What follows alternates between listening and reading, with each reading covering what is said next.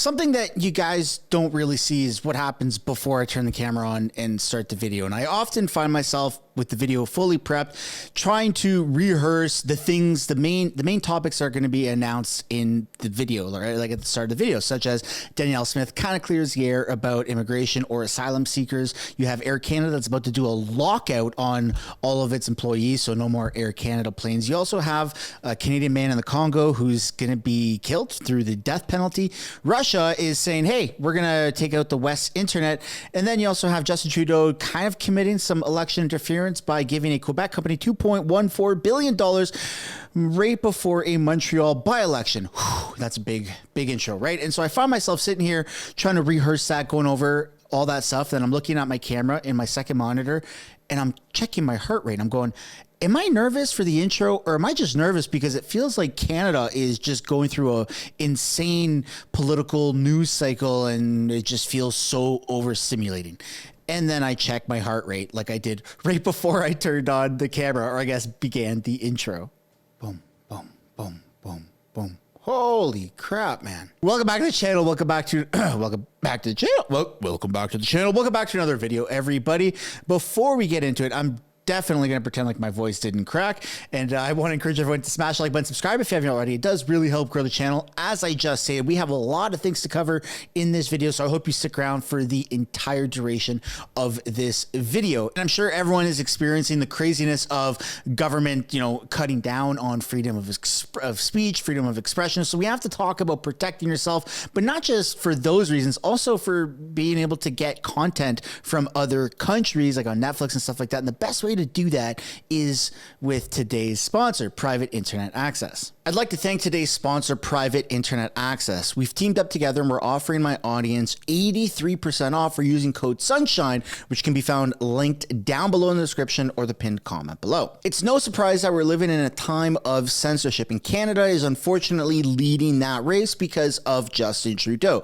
Now, Justin Trudeau wants to make sure that you can't see the news. He wants to make sure that you can't see certain content on streaming platforms like Netflix, Hulu, Crave, and you shouldn't have Disney Plus because, of course, our finance minister said if you can't afford things, you should cancel Disney Plus. So the way around this is through a VPN such as Private Internet Access. Now, for those who don't know what a VPN is, it's a way to encrypt your data, basically putting a cloak over you so that you can freely browse the internet without feeling like your personal information is at risk or the government getting and selling your personal information. And the best way that I like to go about this, the best cloak that I like to put over myself is Private Internet Access, which again can be found linked down below in the description or the pinned comment below for 83% off. Thank you, Private Internet Access, for sponsoring this video. Without further ado, let's get into this video here. So we've got the polls, 212 projected seats for Justin Trudeau. Just kidding. No, Justin Trudeau is at 77 projected seats. Pierre Poilievre, 212, bottom line 181, top end 234. Things are looking good for Pierre. And I think that at the next poll update, it's likely to see Justin Trudeau go down from 77. You have the Bloc Québécois at 36 projected seats and the NDP at, hold on, I can never see it. It's such a small number here. Let me zoom in a little bit. What does that say, Jagmeet? 16 projected seats. Hey, not even a serious politician.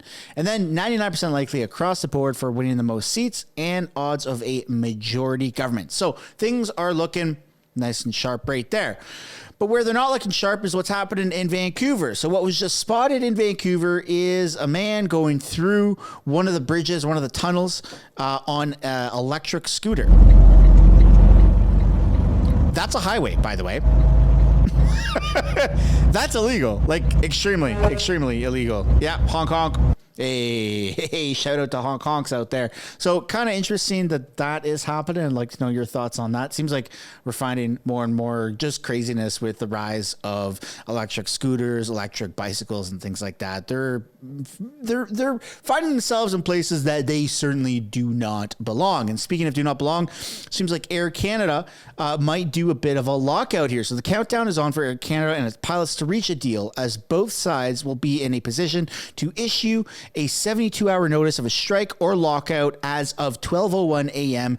Sunday. So we're going to have to wait for that announcement if it's actually hit the press or not, but it really feels like they will not not be finding some sort of agreement here. But Canadian pilots are way, way undercompensated, and there's no incentives for them to stay here in Canada and work. Does that sound familiar? It just feels like there are less and less incentives for people to even stay here in Canada. Housing prices, absolutely absurd. Gas, home heating, food, wages are not really keeping up with inflation. They certainly have over the past 9 years. What else is going on in those past 9 years? Oh, right. Justin Trudeau. And we're going to have to wait and see how he handles this next story here, because this is not really being talked a lot by mainstream media, maybe because some people don't seem to think it matters. But Congo court sentences Canadian and 36 others to death over coup charges. Now, I don't know when the last time a Canadian was sentenced to death, but apparently a military coup in Congo handed down death sentences on Friday to 37 people, including a Canadian, after convicting them on charges of participating in a coup attempt. Yet we have not heard anything from any Canadian politician or Justin Trudeau. So turns out if you are in other countries and you get sentenced to death, you're alone and the government isn't going to do anything. Now, the involvement with the coup to that extent, that's a whole different story. But nonetheless, I still feel like it should be our government's job to say, hey, whoa, no, how about you don't kill that Canadian and we'll put him in jail here in Canada or deal with that Canadian, rightfully so. But death penalties, yeah, they're still out there. They're still out there. And then speaking of still out there, you have voting day in BC is coming up. So for everyone who lives in BC who wants to vote, be prepared because voting day is October 19th. And the three main parties are BC Conservatives, which they are supposed to win, BC Green Party, and BC NDP. Gross. And this is what the lineup looks like right here. So you've got John Rustad, who's running for the Premier of BC, and then all of the MLA candidates. I've actually personally met Rosalind Bird. Nice individual there. Nice female. Nice woman. Why did I say female? Like it's weird. I don't know. I just feel like we have to make a distinction these days. That was a weird little slip. I don't know. Let's move on because I'm making it more and more awkward. BC Conservatives lay out forestry plans following mill closures. Lots of mills have been closing down here in BC, and the federal Liberal government is saying, hey, whoa, whoa, whoa. We need to stop tearing down trees and stop forestry and just stop all of that stuff. And people that actually live in the forestry environments are going, that's not how that works. It's actually more detrimental to the economy and our environment if you just stop doing that. Believe it or not, a lot of trees need to be burned down, especially to prevent forest fires. Lots of sections of forest have to be burned in order to prevent, wildfires from spreading the way they do. But hey, suits and ties in Ottawa, they know best, of course, whose boots have never been touched by mud. Anyway, speaking of being touched here, Canada has had this chart right here that represents the asylum seekers from year 2000 to 2023. So in the year 2000, you had 37,000 asylum seekers in total. And then as you fast forward, you see in 2010, 23,000. So it kind of went up a little bit down, and then it really went down 2013, 2014. And then during the coup, obviously those numbers were really low. 2022, 91,000 asylum claims. And then in 2023, 144,000 asylum claims. So why are we talking about asylum claims? Well, because Premier Danielle Smith of Alberta is saying, hey, we understand that the federal government is bringing in asylum seekers, but we in Alberta are not taking any more asylum seekers. And as you can imagine, as the Texas of the North, that actually is something that a lot of people support. Of course, other than the liberal, woke, radical federal government. So you have Mark Miller here, who's sharing this post. There's a limit, even in politics, to making things up. We never said we'd send asylum seekers to the East Coast without financial compensation and without support of the province. This is purely alarmist. The Houston government sending mixed signals on immigration. So Danielle Smith is not the only one who is against more asylum seekers going to that province. You have the East Coast here, Nova Scotia, saying we don't want any more asylum asylum seekers, but we're going to focus specifically on Danielle Smith. So I'd like to thank Minister Mark Miller for agreeing that your government will not relocate asylum seekers to Alberta without our full support. As I stated yesterday, until further notice, our government does not support any further relocation of asylum seekers to Alberta. We'll let you know if that changes. We would also suggest that you halt the asylum program, which has seen a massive increase over the last couple of years. Let me just bring you back to this chart right here. That is a W, a very awesome W, and fact checked by Danielle Smith here. So that asylum is only granted in the most extreme humanitarian-based circumstances. Sounds crazy, I know. But apparently, that is, after all, how asylum has historically been used. That does not appear to be what's happening now, and Albertans expect the federal government to manage this program properly. And people have really enjoyed that post by Danielle Smith. There is a massive issue here in Canada, not just with immigration, but with asylum seekers. There's these weird loopholes. You can seek asylum in Canada under the guise of LGBTQSI plus communities, or whatever the hell the acronym has turned into from yesterday to today, because it seems like things in that community change every day. But nonetheless, moving on, this is really good. And maybe more provinces will say, hey, you know what? You federal government want the asylum seekers. How about you keep them there in Ottawa specifically? And then we'll see how that affects voting down the road. But I'd love to know what you guys think down below in the comments about that. Is this very good for Alberta, or is this somehow not good? Let me know what you guys think. And then Danielle Smith did appear on a podcast. So not too long ago, Danielle Smith did say in an interview, I believe with a reporter, that she wanted to double Alberta's population in the next, X amount of years, 5 to 15 years or something like that. And that got taken out of context, but not really, because Danielle Smith never really clarified if that was through immigration or asylum seekers, or through birth of more Albertans, or through taking, transplants from other provinces and territories and, reintegrating them in Alberta. Not that there's like a massive reintegration process, but you know what I'm saying? People moving from Ontario, BC to Alberta. How is that going to grow, Alberta's population? Because saying that you want to double a province's population, people are thinking, the most, what seems to be common sense route of just that statement without any other context, that, oh, you want more immigrants. Well, that's not good. We don't support that. So now that Danielle Smith has cleared the air on asylum seekers, what does she have to say about that specific remark? Well, let's take a look at this podcast. At the end of our last chat, I kind of laughed when this exploded, but you said something along about the population growth of Alberta. It was almost, you go back and listen to the full interview, folks, and hey, go back and listen to it. It's at the end of January. And you just say, oh, yeah, I want Alberta to double. And you could tell I wasn't ready for that. I was like, what? And then we talk about that, and then that exploded, and then you went on the Western Standard and talked about it and everything else. You still want Alberta to grow to 10 million? People, and I should clarify this question, as a ton of people who listen to the podcast are like, you got to follow up on this. Look, I mean, you have to put things into context. A couple things, I would say, is what frustrates me is Quebec has more political power than we do. And you can see it right now. Francois Blanchette. Oh, Blanchette, yes. Wanting to form a partnership with the Liberals to prop them up so he can extort more money out of Alberta. That infuriates me.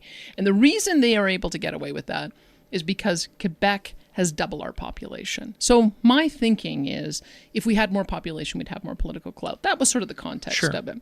We also had, we were also receiving 200,000 people in 2023. So if you just do the math on that, 200,000 people over 25 years is going to double our population. Sure. That being said, I don't think any of us. I don't think any of us anticipated that the Liberals were going to just blow the borders open. Okay, so I have to pass the question off to you. Is that a sufficient answer? Was that, a good enough follow-up from her claims that she wants to double the population? Is that good enough for you? To me, she still didn't say, no, hold on, not through 100% immigration, a little bit of immigration, but also incentivizing Albertans to, have more kids. It's still kind of unclear, but we have a little bit more of a sense of direction. But again, I'd love to know your thoughts on that. And now we have to talk about this very weird company that I previously talked about in the last video, this Quebec company that just got a $2.14 billion loan, not a grant, from the federal government. So I said this on X. Canada's earned $2 billion at a Quebec company that is trying to do what Starlink has done. Also, their stock has dropped 70% in 5 years. I'm getting flashbacks to a Rive scam. Now, all of this is happening at the same time that we were about to have a massive, another Liberal by-election, specifically in Montreal, which is supposed to be a Liberal stronghold. Now, the last Liberal stronghold didn't turn out to be so strong. It turned out to be a little bit of a soy stronghold. It easily collapsed, and now the Conservatives have that. So, yikes, right? So, is this an incentive for Quebecers to kind of be a little bit more, hey, yeah, no, we like Trudeau, thanks for all the money? Or is this just very ironic timing? But above and beyond the potential of election interference by the federal government, you also have the very weird reality that this isn't going to take place. The $2 billion is to not make, this internet company have satellites in the sky right now. It's going to take years, 5 years, 10 years for this, Starlink replica to be up and running, when we already have Starlink here in Canada. In fact, it takes 2 weeks. You go to Starlink's website, you can order a Starlink. You can go to Costco and get it, for crying out loud. The equipment costs $4.99 and you can set it up immediately. So why is the government trying to pretend like Starlink doesn't happen? Right? I know that no one has the answer to that. I'd love to know what you guys think down below in the comments, but it's very, very weird timing with everything that's going on, especially with the fact that Russia has recently made threats that it's going to take out the West's internet and GPS. There's no good backup plan. So this internet company, is it a solution to solving, the potential of Russia or another country attacking our grid, going after our internet and all of that? Well, in a Philip DeFranco short that got reposted to X by Mario, I'm just going to play like a couple seconds of it. And notably, if Russia were to cut the cables, it could kill the economies of the West until they were repaired. Russia's also been jamming GPS across parts of Europe, causing chaos for commercial airlines. And notably, Right. So Russia is going to try and take out potentially our grid here in the West. Now, if you just scroll down a little bit, you'll see Elon Musk actually replied to this, saying Starlink will still work. So Canada wants to have their own version of a Starlink that's going to be significantly more expensive, because Canada, the Canadian government, or anything the Canadian government touches, absolutely atrocious. It's going to be less good. It's going to have slower speeds, way more expensive. And just because it's Canada, just because it's a Canadian product, we should automatically use it. This is a massive waste of money. It already exists. It's there. Starlink is ready to go. You can walk into Costco, like I said, and you can buy the equipment. Maybe that was a deal that I saw earlier this summer. Maybe it's still there. Maybe it's not, but you can at least still order it online. It'll take 1 to 2 weeks, depending where in Canada you live. And, Canadian company thinking that they're going to just magically take on Starlink, that's already invested billions and billions of dollars into this and already has the infrastructure set up. It just seems like a recipe for absolute failure. And I stand true to my comment that, hey, I think this is bringing back some Arrive scam vibes. It just feels very, very off. But now let's take a look at what's happening with this by-election coming up in Montreal. In a clip shared by Government Corrupt on X, experts say even Liberals lose the Montreal by-election. It won't be enough to push Justin Trudeau out. Federal by-elections just days away are drawing attention right across the country. That may be rare for this type of ballot, but the results could say a lot about the mood of voters and the message they have for party leaders. There's chatter about a suspense-filled by-election. It's in the riding of La Salle-Verdun, which has long been a safe bet for Liberals. This area was for 20 years represented by former Prime Minister Paul Martin. I've always voted Liberal. It's just a party that that I feel comfortable with. This by-election is really going to be an important moment. This could be a crucial moment for the Liberals. A loss could signal they're losing even the core party base. It's really their riding to lose, right? But the Bloc is also campaigning very aggressively in that riding. Still, Bilan says he's not convinced a loss here would push Prime Minister Justin Trudeau out. Two federal. All right. So now that we've taken a look at that, I want to pass the question off to you. Who do you think is going to win in the upcoming by-elections? Will this be enough to push Justin Trudeau out? Let me know what you guys think. And now we're going to kind of conclude everything with a video here that wraps everything up about this by-election by CTV. Let's take a look at this. There is increased attention on the by-elections, as it could say a lot about the mood of voters and the message they have for party leaders. This after the NDP ripped up its supply and confidence agreement with the Liberals. Joining me now is political analyst Laurie Turnbull. Laurie, thanks as always for joining us. Thank you so much for having me. How crucial is it that the Liberals have come out with at least, I'd say, one win? I'm not so sure about Winnipeg, but Montreal.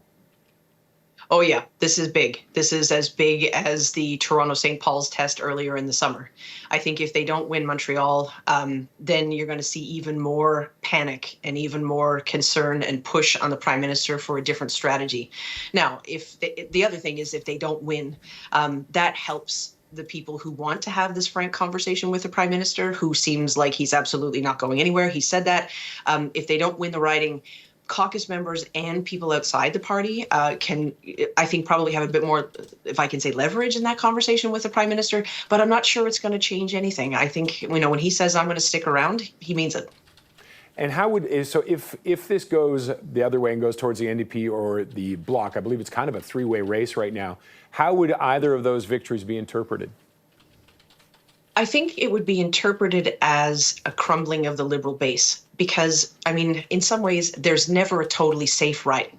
You have to, every party has to compete. You got to put up the candidate. You got to get the ground game going. The leadership matters. You've got to get momentum around it. By-elections are always tricky because you usually have a lower voter turnout and it's harder to get people to get their attention on it because there are other things going on. Whereas in a general election, it has this sense of taking over.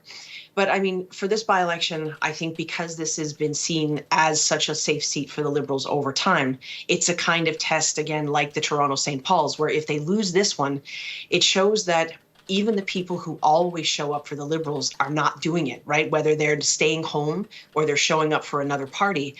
If they don't win this, it means the base is crumbling. And so, again, that would be a message to the people in the party that there needs to be a major shift if they're going to, if there's a chance at all of them avoiding collapse in the next election. And the NDP, if they were to win, would they say this is because we've torn up the agreement? They may say that, but I don't think that would be the reason why. I think that, I agree with you.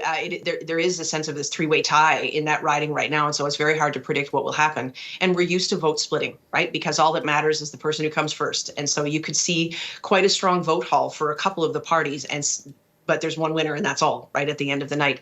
I think the NDP, yes, are going to, if they win that riding, and if they win Winnipeg too, they're going to put this on in the sense of, in this narrative, we've torn up this agreement with the Liberals. This is part of our momentum. This is and that would be really helpful to them at this point as they're trying to redefine themselves. Wins in those by-elections would be key for them. But I think, it could be an indicator of all sorts of things. If the NDP win in Montreal, it's not just about the NDP. That would be a sign of a Liberal collapse also. And also in Winnipeg, before we go, let's talk about that one. It's NDP. It's been NDP, I think, 10 of 11. But it's Blakey, really, isn't it? And what would it say with a Conservative win there? That's it, is that this was a significant loss for the NDP when Mr. Blakey decided to leave and he went to work for Wab Canoe. So I think if that doesn't go the NDP's way, kind of a similar thing. This is seen as a safe seat for the NDP, something they held for a long time. If they don't manage to turn that into a win, that's going to take the wind out of the sails of this, kind of renewed approach for the NDP. And as much as Jagmeet Singh has said this, it's not a reflection on me. It's not a test of leadership. It's always a test of leadership. So I think, those are going to be uncomfortable questions for him in the event that it doesn't go their way. But it's also a test of a conservative machine in that riding as well. It's always about the ground game. And the Conservatives, for example, in Toronto St. Paul's, they didn't win that by having Pierre Poilievre go and do rallies and gin up a bunch of support. They won it by an excellent ground game, running the right candidate, keeping a kind of steady but not really loud campaign the whole time. And so we'll see. We'll see what happens. Okay, Laura, thank you as always. And as you heard, this is just as significant of a by-election as the previous one in St. Paul, where it was that Liberal stronghold. So I highly recommend everyone who hasn't yet already to turn on post notifications so you can immediately be notified of this upcoming news, the results, and the entire development of this by-election, because it's going to be absolutely huge. Also, Parliament resumes on Monday, and I just feel like this week coming up is going to be insane. So make sure you subscribe, make sure you turn on those post notifications, because you're not going to want to miss a single beat. And thank you everybody who has watched. On your way out, I would like to encourage everyone to smash that like button, and I will see you guys in the next one. Bye for now.